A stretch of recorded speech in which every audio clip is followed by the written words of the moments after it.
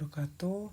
Kembali lagi bersama saya Fikri Fadila dengan NIM 0520 86358 dari UT Bogor.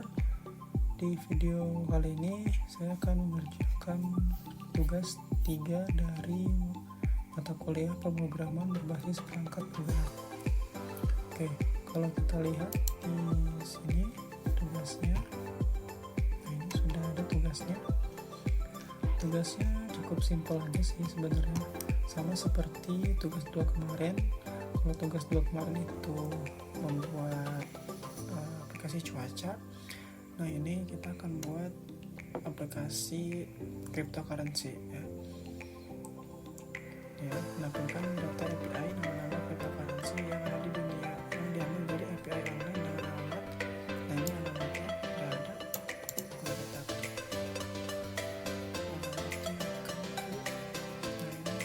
ini buat tampilannya aplikasi mobile dengan tampilan berikut dengan menambahkan atribut kolom, field, row, name, simbol, dan variasi dengan data yang nah contohnya seperti ini.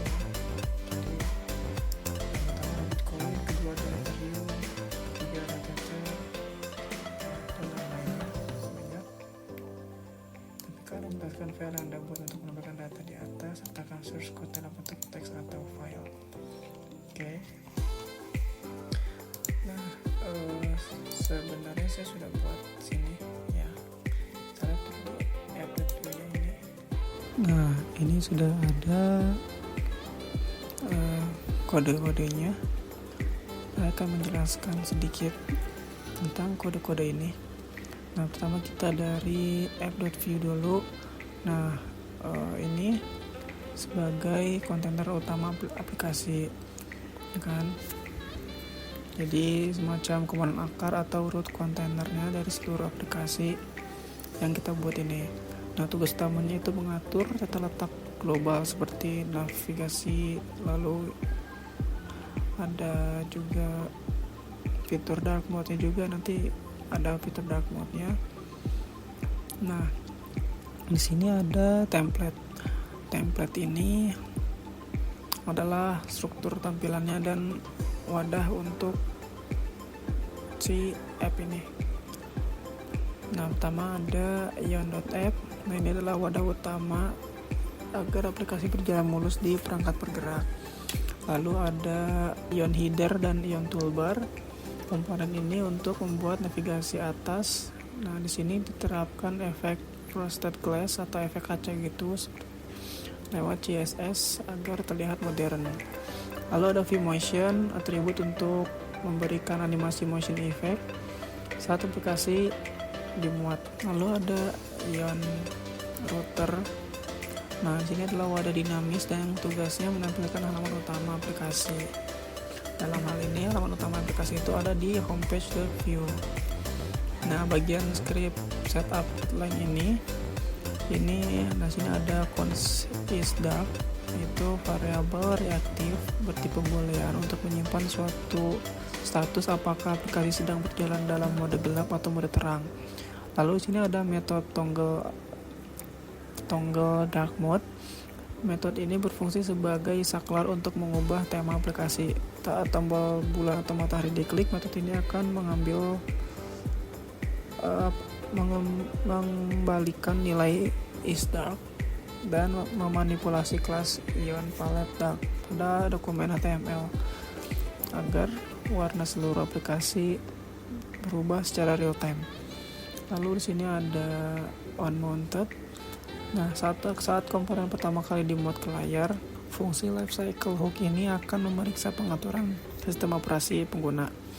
Jika sistem pengguna menggunakan dark mode, maka aplikasi kita otomatis akan menyesuaikan menjadi dark mode sejak awal.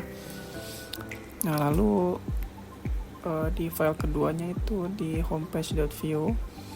Nah, file ini adalah halaman utama tempat logika bisnis terbesar berjalan. File ini bertugas mengambil data kripto dari API secara real time, menyaring data berdasarkan pencarian pengguna, dan menampilkan dalam bentuk suatu statistik dan tabel aset. Nah, di sini ada bagian template-templatenya masih struktur tampilan untuk ke layar. Nah, di sini ada VIF loading. Ini selection untuk loading Saat data sedang diambil dari internet, aplikasi tidak kosong atau menampilkan spinner jadul. Jadi menampilkan selection card dan selection table. Ini adalah trik UI UX modern. Lalu ada else if error. Nah, ini adalah error handling. Jika koneksi internet terputus atau API sedang down, blok ini akan aktif untuk menampilkan pesan kesalahannya, gitu kan. Nah, lalu di sini ada else. Ini adalah data yang berhasil dimuat. Nah, di sini ada stats grid menampilkan 4 kartu ringkasan data statistik pasar kripto. Lalu ada input. Ini untuk pencarian memfilter koin secara instan. Lalu ada market table, market list wrapper, tabel responsif yang menampilkan daftar koin kripto lengkap dengan nama, harga, persentase perubahan 24 jam, grafik tren, dan tombol aksi. Nah, di bagian script setup link ini, di sini ada interface crypto coin. Nah, di sini saya mendefinisikan struktur data untuk objek koin bernama crypto coin. Ini memastikan bahwa setiap koin wajib memiliki properti seperti ID, nama, simbol, price, hingga sparkline.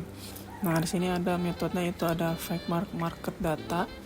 Ini adalah fungsi utama untuk mengambil data. Fungsi ini melakukan pemanggilan HTTP GET menggunakan library Axios ke dua endpoint API CoinGecko secara bersamaan.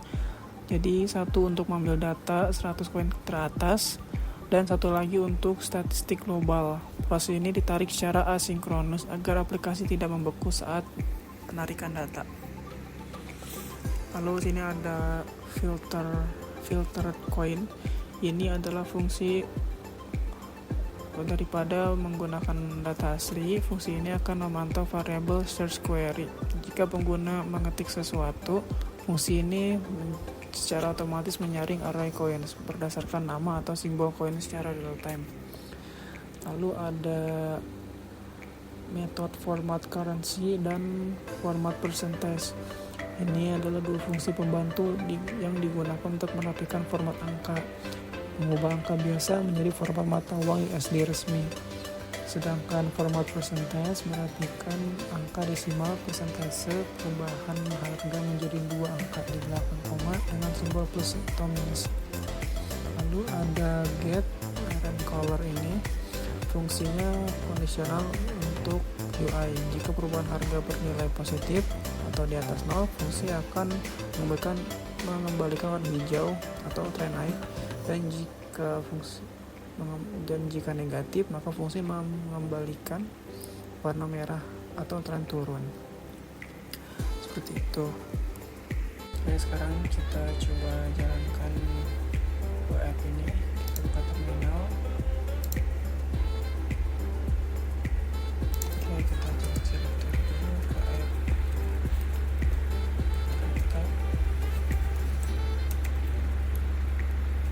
Oke, kita jalankan.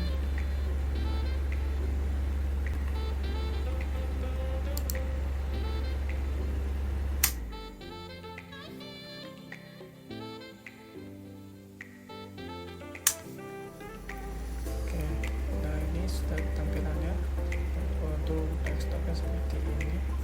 Jadi yang pertama ada Bitcoin, kedua Ethereum, seperti ini. Oke, kalau kita klik ini maka jadi berterang. Ya, kalau klik lagi gelap.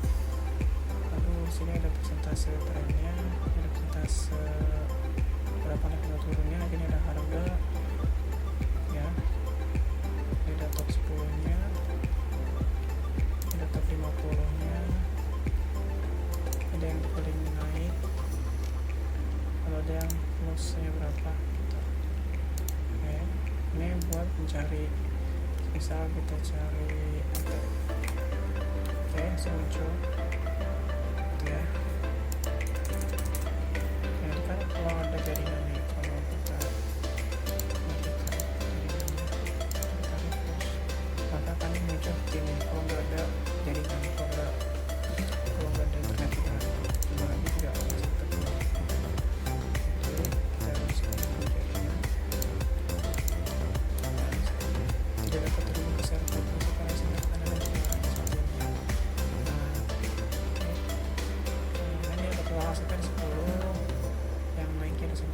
dan lossnya ada 87 ya, update nya baru saja.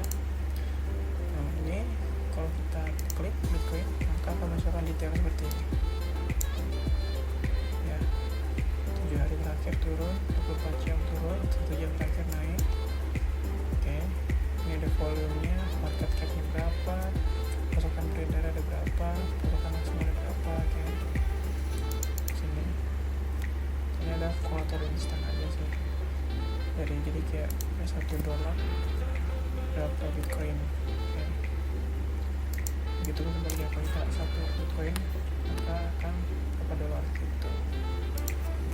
Begitu kan yang lain sama. Nah kalau tampilan aplikasinya kita coba.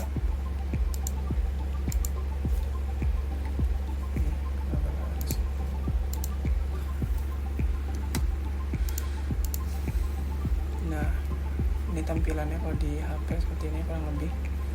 Jadi di sini ada crypto market, sini ada mode gelap dan terang seperti ini kan. Terus ada total asetnya. Oke, sama, jadi lebih ke rapat aja.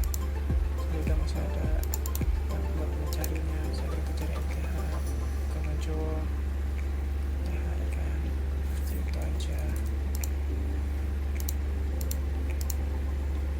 Ya, kita klik detailnya seperti ini tuh ya.